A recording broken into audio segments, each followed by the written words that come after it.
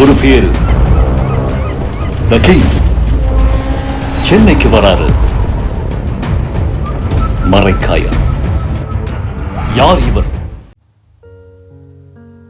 Purity you can feel. Intention you can carry. எல்லா வானிலை மாற்றங்களுக்கும் பெஸ்டா இருக்கும் இந்த ரூபில் எக்ஸ்பிளைன்ஸ். அண்ணாமலையால யாருக்கு திரட்டு சொல்லுங்க?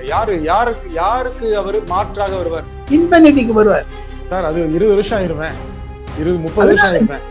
ஆக நீங்க மோடி எதிர்ப்பாளர் ஆகிவிட்டீர்களே, ஆனால் தமிழகத்தில் இருக்கக்கூடிய பாஜகவிலிருந்து வரக்கூடிய தொண்டர்கள் திரும்பவும் வெளில போடுவாங்க.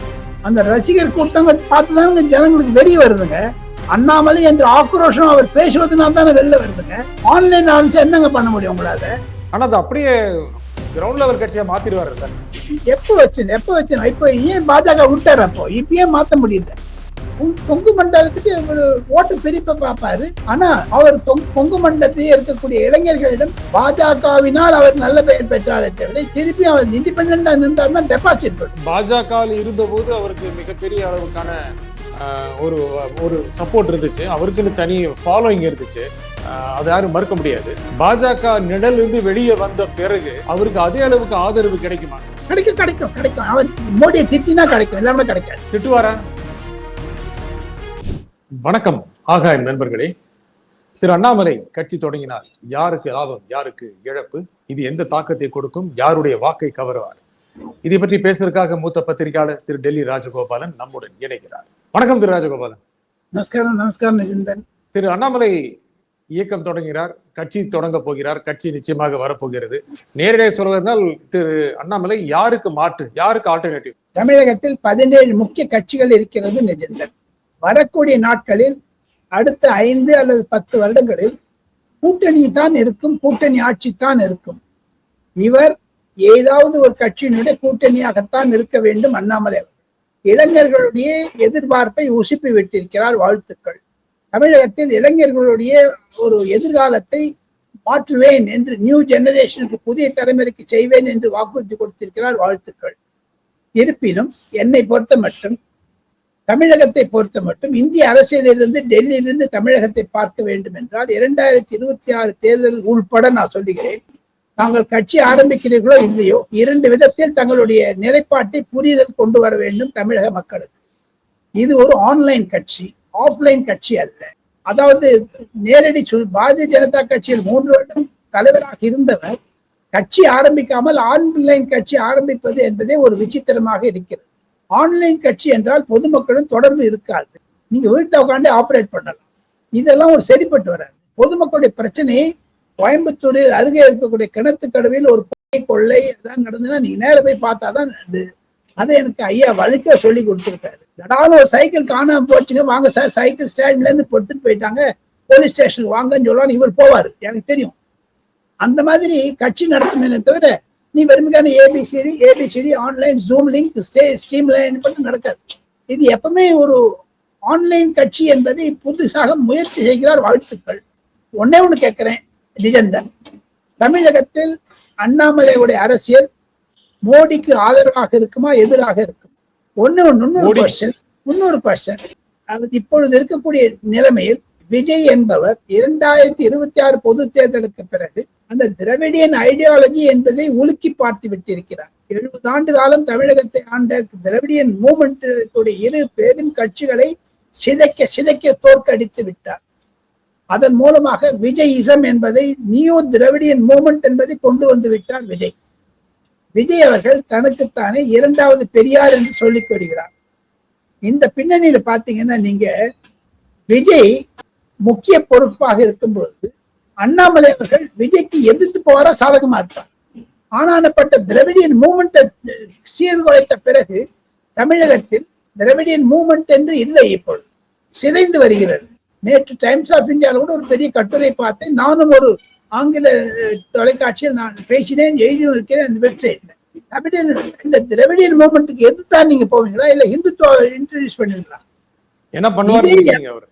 இதே அண்ணாமலை அவர்கள் ஸ்ரீரங்கத்தினுடைய முன்னாடி இருக்கக்கூடிய கோவில் முன்னாடி இருக்கக்கூடிய ஈவி ராமசுவாமி செயலை நகர்த்தி விட்டு வேற எங்கேயான வெப்பேன்னு சொன்னார். உங்களுக்கு ஞாபகம் இருக்கும்னு நினைக்கிறேன். ஆமா ஆமா. இப்பொழுது அவருடைய நிலைமை என்ன? அவர் இதுவரைக்கும் மோடியை புகழ்ந்திருக்கிறார், எதிர்த்திருக்கிறார். இனி மோடியை தாங்கள் எதிர்த்தால்தான் தமிழகத்தில் அரசியல் செல்லுபடியாகும், இல்லை என்றால் இருக்காது. ஆக நீங்க மோடி எதிர்ப்பாளர் ஆகிவிட்டீர்களே, ஆனால் தமிழகத்தில் இருக்கக்கூடிய பாஜகவிலிருந்து வரக்கூடிய தொண்டர்கள் திரும்பவும் வெளில போடுவாங்க. அம்மையார் சசிகலா அவர்கள் புரட்சி தலைவர் எம்ஜி ராமச்சந்திரன் ஜெயலலிதா கட்சின்னு சொல்லி ஆரம்பிச்சிருக்காங்களே, அதோட நீங்க இணைஞ்சிருவீங்களா? இல்ல தினகரனோட இணைஞ்சிருவீங்களா? இல்ல அதிமுக ஒன்றாக இணைத்து அதை கூட்டு வச்சுப்பீங்களா? இத்தனை பிரச்சனை இருக்கு நிஜந்தன். பெருமைக்கான ஒரு ஆன்லைன் கட்சி ஆரம்பிக்கிறேன்னு ஆங்கில தொலைக்காட்சி எல்லாத்துக்கும் பேட்டி கொடுக்க ஆரம்பிச்சு 2-3 நாளா டெல்லியில ஒரு அண்ணாமலை பரபரப்பாக பண்ணி விட்டார். வாழ்த்து யாரும் இல்லைங்களே. இது நரேந்திர மோடிக்கு எதிராக செய்த சதியா என்று கூட கேட்கிறார்கள்.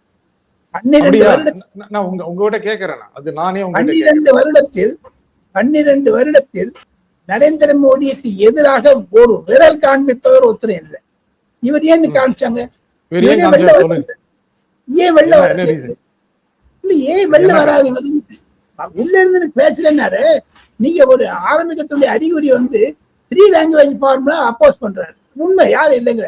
இதே அண்ணாமலை 3 லாங்குவேஜ் ஃபார்முலா வந்த பொழுது ஏன் திராவிட முன்னேற்ற கழக தலைவர்கள் இன்க்ளூடிங் நிஜந்தன் இப்ப சபரிசன் ஒரு ஸ்கூல் நடத்துறாங்க.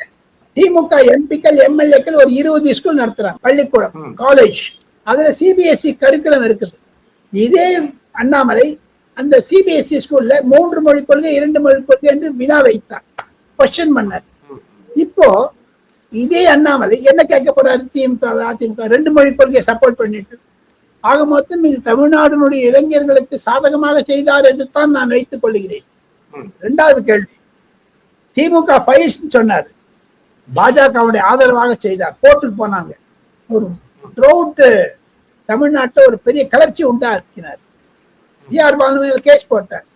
செந்தில் பாலாஜி இந்த ரிஸ்ட் வாட்ச்னார், ரஃபேல் ரிச் வாட்ச். அதற்கெல்லாம் பதில் என்ன? இதற்கெல்லாம் நீங்க தொடர்ந்து செய்வீர்களா இல்லையா? தாங்கள் நடத்தக்கூடிய அந்த ஆன்லைன் வி த லீடர்ஸ் என்ற பல்கலைக்கழகத்திற்கு தாங்கள் துணைவேந்தர். அந்த துணைவேந்தர் என்ற ரீதியில் தாங்கள் இதுக்கெல்லாம் பாடம் சொல்லிக்கும் போது இதுக்கெல்லாம் வினா சூடுவீர்களா? ஆன்லைன்ல கொஸ்டின் கேட்டா ஆன்லைன்ல பதில் சொல்லுவீங்களா? இப்ப ஒரு கார்பரேட் மாதிரி பண்ணிருக்காரு கட்சியே. ஆன்லைன்ல வாங்க எல்லாருக்கும் உங்களுக்கு பதில் சொல்றேன்னா என் மண் என் மக்கள் யாத்திரை பண்ணாரு. அது ஆன்லைன்ல பண்ணிருந்தா எப்படி இருந்தது? இது ஆன்லைன் ஆஃப்லைன் ஒரு ஒரு ஒரு ஒரு எந்த மாதிரி அரசியல் தெரியலையே. சோசியல் மீடியா இன்ஃப்ளூயன்ஸ் இன்ஸ்டாகிராம்ல நீங்க பண்ணிருக்கலாம்.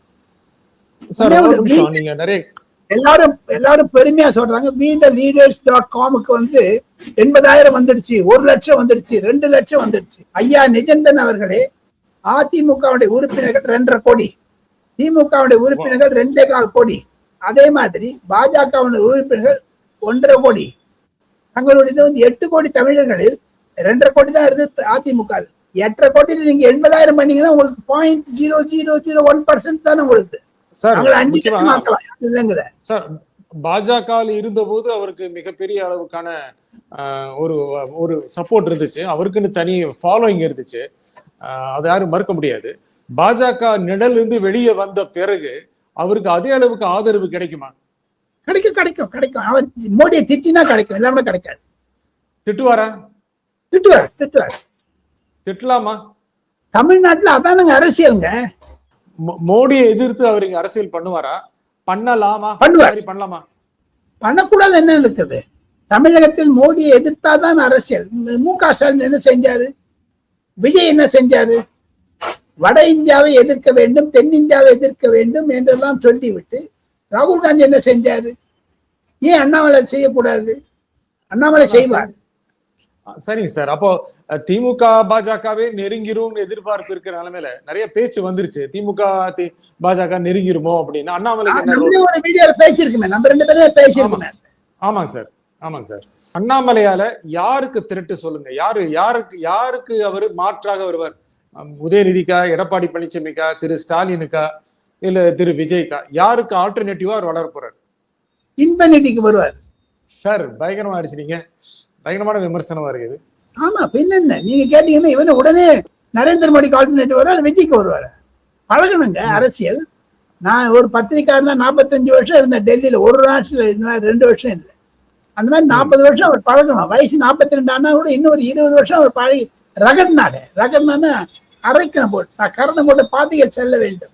ஆன்லைன்ல செஞ்சா நடக்காது. ஆன்லைன் கட்சி தமிழகத்தில் எடுபடாது. ஆனா கிரவுண்டுக்கு வந்துருவாரு அப்படித்தானே சொல்றாரு. எப்ப வருவாரு? எங்க நீ கட்சி ஆரம்பிச்சுட்டு ஆன்லைன் ஆரம்பிச்சுன்னா புரியுது. எல்லாரும் மிஸ் கால் கொடுங்க, உங்களுக்கு மெம்பர்ஷிப் போடுறோம் அப்படிங்கிறாங்க. வாட்ஸ்அப்ல கட்சி நடத்தினா எப்படி நடக்கும்? இது வாட்ஸ்அப்புடைய மறு உருவம் தானுங்க இது. நீங்க வாட்ஸ்அப்புக்கும் இமெயிலுக்கும் இன்டர்நெட்டுக்கும் வெப்சைட்டுக்கும் என்னங்க வித்தியாசம் சார்? அவரு திமுகவுக்கு எகேன்ஸ்டா இருந்தாரு, இப்ப தாவேகாவுக்கு எகேன்ஸ்டா இருப்பாரு. இப்போ தாவேகாவுக்கு திமுகவும் அண்ணா திமுகவும் எதிர்கட்சியா இருக்கின்றன, பாஜகவும் இருக்கு. இப்ப அண்ணாமலையும் வந்துட்டாரு. எத்தனை ஓட்டுகள் பிரிகிற போது அது அண்ணாமலைக்கு என்ன சாதகம் இருக்குன்னு நினைக்கிறீங்க? அண்ணாமலைக்கு கூடிய விரைவில் சாதகம் இருக்காது. அதுக்காகத்தான் நான் உதயனுடைய மகன் இன்பநிதி வரும்போதுதான் இவர் அரசியல் எழுத முடியும் என்று சொன்னேன். சார் அது 20 வருஷம் ஆயிருவேன், 20-30 வருஷம் ஆயிருவேன். அதனால என்ன இருக்கு? இப்ப இவர் விஜய் எடுத்து போட்டி போடுவான்னு நினைக்கிறீங்களா? இல்ல. அதை தவிர இன்னைக்கு அவர் பேசினதுல இருந்து என்னுடைய கருத்து என்னன்னு கேட்டீங்கன்னா, இவர் ஒரு ரைட்ல இருந்து லெப்ட் போறாருங்க. லெப்ட் ஐடியாலஜி எடுக்கிறதுனாலதான் அவருக்கு ஒரு மனக்குழப்பத்தில் இருக்கிறதாகத்தான் நான் பார்க்கிறேன். சார் நீ முக்கியமாக எல்லாருக்குமே முதலமைச்சர் ஆகணுங்கிற ஆசையில தான் அரசியல் கட்சி ஆரம்பிக்கிறாங்க. அது அண்ணாமலைக்கும் இருக்கும். எப்படியாவது பிஜேபியில இருந்தாதான் முதலமைச்சர் வேட்பாளர் அறிவிக்க மாட்டாங்களாங்கிற எண்ணம் இருந்திருக்கும் அவருக்கு. முக்கியமாக டெல்லியில நடந்த பேச்சு என்ன, எதற்கு ஒரு 3 நாள் என்ன அப்படி பேசினாரு? முக்கியமா திரு அமித்ஷாவோட என்ன பேசினாரு, திரு நிதின் நபீனோட என்ன பேசினாரு, இறுதியில திரு மோடியை சந்திச்சாரு. எத்தனை தலைவர்களோடு சந்திக்க அதெல்லாம் போய் இன்னைக்கு கூட எங்க இருந்து பேசினார் அவரு? சென்னையில இருந்து டெல்லியில இருந்தா? யூடியூப்ல எங்க இருந்து பேசினார் அவரு? டெல்லியில இருந்து பேசினாரு. ஆக மொத்தம் என்னை பொறுத்த மட்டில் கண்டிப்பாக அவருக்கு என்று ஒரு எதிர்காலம் கண்டிப்பாக இருந்தாலும், அவர் டெல்லியில் வந்த பொழுது BL சந்தோஷ் அவர்களை வைத்துக் கொண்டு தான் நிதின் நபீனை பார்த்தார். நிதின் நபீன் சொல்லிவிட்டார் தாங்கள் ராஜினாமா செய்வது என்றால் சரி போயிட்டு வாங்கன்னு சொல்லிட்டார். அமித்ஷா பார்க்கணும், இதே BL சந்தோஷ் தான் அமித்ஷா கிட்ட அழைச்சிட்டு போனாரு. அமித்ஷா கிட்ட போன உடனே ஒரு 10 நிமிஷம் பேசினாங்க. அப்புறம் அமித்ஷா ஏந்து நின்றுட்டு வணக்கம் வணக்கம் வணக்கம் போயிட்டாங்க. எங்க ஒரு ராஜினாமா பண்றவர் கதவை தட்டிட்டு ராஜினாமா பண்றேன்னு சொல்லிட்டு போவாருங்களா சார்? ஏன் கதவை தட்டினாரு?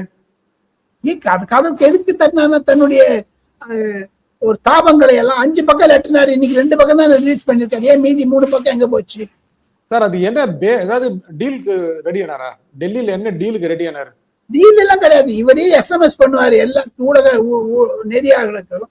நான் 3 மணிக்கு முதலமைச்சரை பார்க்கிறேன், நான் 4 மணிக்கு பிரதமரை பார்க்கிறேன், 5 மணிக்கு அமித்ஷா பார்க்கிறேன். அதை நம்பி எல்லாரும் போனாங்க. எல்லாருக்கும் லஞ்ச் டின்னர் கொடுத்தாரு, நல்லா பேசினாரு, தொலைக்காட்சிகள்லாம் என்ட்ரி கொடுத்தாரு, தன்னுடைய கட்சியினுடைய ரீதி என்னங்கிறத சொன்னாரு. அப்படி இருக்கும்போது பாஜக நான் ராஜினாமா பண்றேன் புது கட்சி ஆரம்பிக்கிறேன்னு சொன்ன போது மம்தா பானர்ஜி என்ன சோனியா காந்தி கிட்ட சொல்லிதான் கட்சி ஆரம்பித்தாங்களா? இல்ல சரத்பவார் கட்சி ஆரம்பிக்கும் போது சோனியா காந்தி சொல்லிட்டு ஆரம்பித்தாங்க. 2 திட்டு தானே போனாரு. இல்ல மதிமுக வைகோ கட்சி ஆரம்பிக்கும் போது நான் இருந்தேன். அப்போ 1992 நினைக்கிறேன், 91 I don't know. 93 சார், 93 அப்போ 94 சார் கருணாநிதி கதவை தட்டிட்டு நான் போறேன்னு சொன்னாரு. எம்ஜிஆர் கட்சி ஆரம்பிக்கும் போது அவர் சொன்னாரா கருணாநிதி கிட்டயோ மீதியாட்டியன்னு? என்ன அண்ணாமலை என்ன சொன்னாரு நினைக்கிறீங்க? என்ன பேசினாரு, என்ன எதிர்பார்த்தாரு ஆக்சுவலா பாஜக தலைவர்? ஒரு நாள் அது வெளில வருங்க, ஒரு நாள் நிச்சயம் வெளில வரும். அதை பற்றி H. ராதா ஒரு கடிதம் எழுதியிருக்கிறார் JP நட்டாவிற்கு, அதுவும் உலா வருகிறது. அது உண்மையா பொய்யா என்று தெரியவில்லை. அதை தவிர எல்லாரையும் பார்த்தாரு. இருக்கக்கூடிய நிலைமையில அவருடைய மைத்திரன் இல்லத்தில் ஒரு ரெய்டு நடந்ததாக சொல்லுகிறார்கள். அது உண்மையா பொய்யா என்று தெரியவில்லை. அதை பற்றியும் சில ஊடகங்களிலும் சில ஊடகங்களில் ஓப்பனாகவே முரளிதரன் என்று சொல்லக்கூடிய அதிமுக சாதகமாக இருப்பவர் என்னுடன் அந்த நியூஸ் 18 சொன்னார் ஓப்பனாவே. அந்த வீடியோ கூட உங்களுக்கு அனுப்புறேன் நான். ஆங்கில தொலைக்காட்சியில் சேர்ந்த போது அவர் அதை சொல்லியிருக்காரு. ஸோ ஆக மொத்தம் அதெல்லாம் பார்க்க வந்தாரா என்னன்னு தெரியல. இவருடைய இந்த DMK ஃபைல்ஸ் என்ன ஆகும் சார்? TR பாலு மீது போட்ட கேஸ் என்ன ஆகும் சார்? 18 ஹார்ட் டிஸ்க் தொலைஞ்சு போச்சுன்னு சொன்னாரு. நேற்று செந்தில் பாலாஜி பிரஸ் கான்ஃபரன்ஸ் வச்சாரு. அது பற்றி அண்ணாமலையோட கருத்து என்ன? நீங்க பாஜக தலைவராக கருத்து சொன்னா அதுக்கு எடுபடும். இப்ப நீங்க இன்டர்நெட்ல வி த லீடர்ஸ் தலைவர் சொன்னா யாருங்க எடுபடும்? எடுபட மாட்டாரா அண்ணாமலை? எடுபட மாட்டாரா? எடுபடுவார். அந்த குழப்பங்கள் குறைந்து அந்த அந்த ஒரு அழுத்தம் குறைந்த பிறகுதான் இவர் எடுபடுவார். இல்லைங்களா? ஆமா ஆமா, கட்சியோட பலத்திலிருந்து வெளியே வந்துட்டாரு. தனியா அவர் எஸ்டாபிஷ் பண்ணி காட்டணும். இப்ப வந்து ஆங்கிலத்திலும் பொருளாதாரத்திலும் சொல்லுவாங்க மெர்ஜர் அண்ட் அக்விசிஷன்ஸ் அப்படின்னுவாங்க. இது மெர்ஜரும் பண்ணி பார்க்கலாம், அக்விசிஷனும் பண்ணி பார்க்கலாம். அதுல இவர் என்ன பண்ண போறாருன்னு தெரியல. அதை தவிர எனக்கு வந்து நான் விரோதமாக சொல்லவில்லை. நான்லாம் ஒரு பழைய ஆள் இருந்ததுனால ஐயா அண்ணாதுரை அவர்களும் காயிதே மில்லத் ராஜாஜி அவர்கள் எல்லாம் சுதந்திர கட்சி ஆரம்பித்த போது அன்றிலிருந்து இருக்கிறேன்.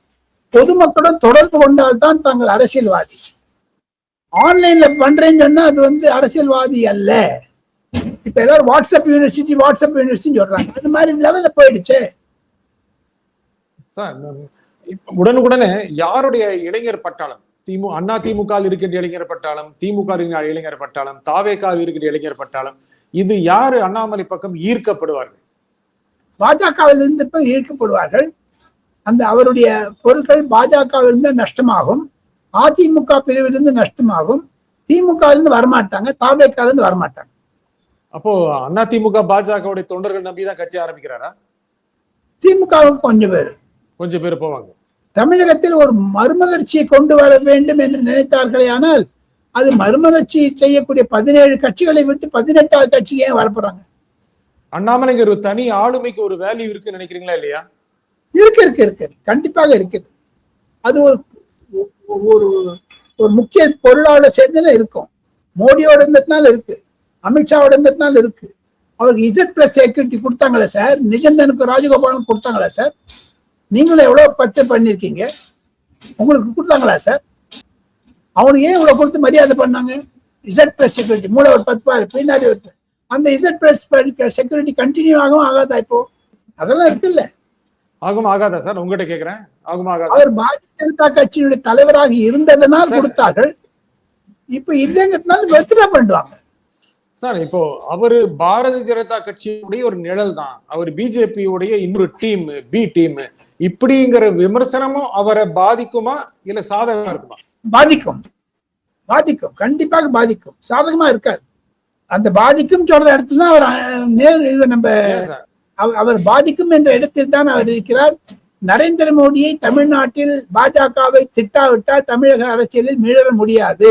தாங்கள் வந்து இப்ப நேருவியோ இல்ல சர்தார் வல்லபாய் பட்டேலையோ வாழ்த்தவோ ஆதரிப்போ முடியாது அவரால். அப்துல் கலாம் பேர் எடுக்கிறார தவிர நேஷனலிஸ்ட் மூவ்மெண்ட்டுங்கிறாரு. தமிழன் மூவ்மெண்ட்டுக்கு அப்ப சீமானுக்கு வேலை என்னங்க? அப்ப வந்து மீதி நெடுமாடன் இருந்தார், அவர் வயசானவர், கட்சி நடத்துறாரு. இருந்தாலும் அவர் வந்து ஈழத்தமிழர் சொன்னாரு. ஈழத்தமிழர்கள் இவருடைய கொள்கை என்ன? இலங்கைக்கு போயிட்டு வந்தாரு அண்ணாமலை எங்க போனாரு? இப்ப இந்த ஈழத்தமிழர்களுக்கு என்ன பண்ணுவார்? இப்போ பாஜக அரசுக்காக சாயத்தகமா எதிர்க்காக செயல்படுவாரா? அவருக்கு பல முறை சொல்லிட்டீங்க சார், சொல்லுங்க. இது வந்து காக்டெயில் ஐடியாலஜி இருக்க மாதிரி தான் எனக்கு தெரியுதுங்க. ஒரு எல்லாம் மிக்சர். ஆனா ஒரு மெதுவாக திரு விஜயுடைய வெற்றி இளைஞர்கள் உதவி செய்தார்கள், புதியவர்கள் உதவி செய்தார்கள். அது மட்டும் இல்லாம பல்வேறு தரப்பினர் வயது வித்தியாசமின்றி திரு விஜய்க்கு ஆதரவு கொடுத்தாங்க அப்படிங்கிறதுனால தனக்கும் அந்த மாதிரியான ஒரு எழுச்சி வரும் அப்படின்னு எதிர்பார்த்து தானே கட்சி ஆரம்பிக்கிறார். ஆமாம், அந்த எதிர்பார்ப்பு நம்பிக்கை தானே ஜனநாயகம். போராட்டம் தான் ஜனநாயகம். ஆன்லைன் கட்சின்னு ஆரம்பிச்சுட்டாங்கன்னா அந்த கரூர் சம்பவம் நடக்காது பாருங்க. நல்லது, ஆன்லைன் கட்சி எல்லாரும் ஆரம்பிக்கணும். இப்போ அந்த ரசிகர் கூட்டங்க பார்த்துதானுங்க ஜனங்களுக்கு வெறி வருதுங்க. அண்ணாமலை என்ற ஆக்ரோஷம் அவர் பேசுவதனால தானே வெளில வருதுங்க. ஆன்லைன் ஆரம்பிச்சா என்னங்க பண்ண முடியும் உங்களால? ஆனா அது அப்படியே கிரவுண்ட் லெவல் கட்சியா மாத்திடுவாருல்ல. எப்ப வச்சு இப்ப ஏன் பாஜக விட்டாரு? அப்போ இப்ப ஏன் மாத்த முடியல? ஒன்னே தமிழகத்தில் பல சிறந்த பேச்சாளர்கள் இருக்கிறார்கள். ஐயா நெடுஞ்செழியன், மடியழகன் போன்றவர்கள் எனக்கு பேச்சு கேட்டிருக்கேன். எப்போ நாஞ்சல் மனோகரன் பேச்செல்லாம் கேட்டிருக்கேன். பார்லிமெண்ட் சரி, அங்கே கே ராஜாராம்னு ஒருத்தர் இருந்தார், அவங்க பேச்செல்லாம் கேட்டாச்சு. இப்ப பாருங்க, இன்னைக்கு தமிழகத்தில் நன்றாக பேசக்கூடியவர் என்றால் சீமானுக்கு அடுத்து அண்ணாமலை, அதுக்கு அப்படித்தான் மீதி அரசியல்வாதிகள். இப்ப விஜய் வந்து 10 நிமிஷம் பேசிட்டு போயிடுறாரு. ஸ்டாலின் பேசுறாரு. ஆனா ஸ்டாலின் பேச்சுல ஐயா கருணாநிதி பேச்சு நிழல் தெரிகிறது, அந்த ஊக்கம் இல்லை. இப்ப சீமான் மாதிரி இப்ப தமிழ் பத்தி பேசினாரு நெடுமாறன் சீமான், அந்த மாதிரி லைன்ல இவர் போவாரா, எதிர்த்து போவாரா? அவருடைய அரசியல் பாதி எப்படி இருக்கும்? நீங்க இப்போ அரசியல்வாதி இப்படி இருக்கும் அப்படின்னா எந்த பாதையில போவார்? அவர் வந்து லெப்ட் பாதையை தான் போவார், இடதுசாரி கொள்கையை தான் கடைபிடிப்பார். நேரடியாக கேட்கறத அதிமுக ஏற்கனவே கொஞ்சம் சலனத்தோடு இருக்கு. நிறைய எம்எல்ஏக்கள் தாவேக போலாமா வேண்டாமான்னு நினைச்சிட்டு இருக்காங்க. அதுல நிறைய பேரு அண்ணாமலை பக்கம் வந்துருவாங்களா? அதிமுக பெரிய அளவுக்கான ஒரு பயம். அண்ணாமலையிடம் என்ன இருக்குங்க? எடப்பாடி பழனிசாமி அவர் வந்து சீஃப் மினிஸ்டரா இருந்தாரு, 40 வருஷம் அரசியல். இவரை நம்பி ஒரு எம்எல்ஏ, இவரே எம்எல்ஏ ஆகல, இன்னொரு எம்எல்ஏ எப்படி ஆகிடுவாரு? இல்ல, எம்எல்ஏ கேட்கல, கட்சிக்காரங்களை கேட்கல. கட்சிக்காரெல்லாம் வரமாட்டாங்க சார். சின்ன இளைஞர்கள்லாம் வருவாங்களே தவிர முதிர்ந்து அரசியலில் ஈடுபட்டவர்கள்லாம் வரமாட்டாங்க. அரசியல்வாதிகள் அண்ணாமலையும் சேர மாட்டார்கள் சார். சார், அந்த கொங்கு மண்டலத்தில் என்ன தாக்கம்? கொங்கு மண்டலத்துக்கு ஒரு ஓட்டு பிரிப்பை பார்ப்பாரு. ஆனா அவர் கொங்கு மண்டலத்திலேயே இருக்கக்கூடிய இளைஞர்களிடம் பாஜகவினால் அவர் நல்ல பெயர் பெற்றாரே தவிர திருப்பி அவர் இண்டிபெண்டா இருந்தாருன்னா டெபாசிட் போயிடும். சரிங்க சார், நிறைய விஷயங்கள் சொல்லிட்டீங்க. இந்த நிகழ்ச்சியில் உங்கள் ஆணித்தரமான கருத்துக்கள் முன்வைத்தமைக்காக திரு டெல்லி ராஜகோபாலன் மிக்க நன்றி. மீண்டும் ஒரு நிகழ்ச்சி சந்திப்போம். நன்றி, வணக்கம்.